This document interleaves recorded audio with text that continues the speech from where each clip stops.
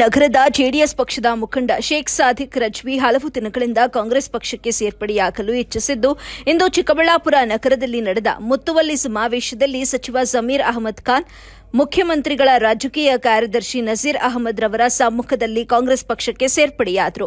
ಇವರೊಂದಿಗೆ ಚಿಕ್ಕಬಳ್ಳಾಪುರ ಜಿಲ್ಲೆಯ ವಿವಿಧ ತಾಲೂಕಿನ ಮುಖಂಡರುಗಳು ಕಾಂಗ್ರೆಸ್ ಪಕ್ಷಕ್ಕೆ ಸೇರ್ಪಡೆಯಾದರು. ಜೆಡಿಎಸ್ ಪಕ್ಷ ಬಿಜೆಪಿಯೊಂದಿಗೆ ಮೈತ್ರಿ ಮಾಡಿಕೊಂಡಾಗಿನಿಂದಲೂ ಕೂಡ ಸಾದಿಕ್ ರವರು ಜೆಡಿಎಸ್ ಪಕ್ಷದ ಯಾವುದೇ ಕಾರ್ಯಕ್ರಮಗಳಲ್ಲಿ ಭಾಗವಹಿಸುತ್ತಿರಲಿಲ್ಲ. ಒಂದು ನಿಮಿಷ ಇರೋಣ.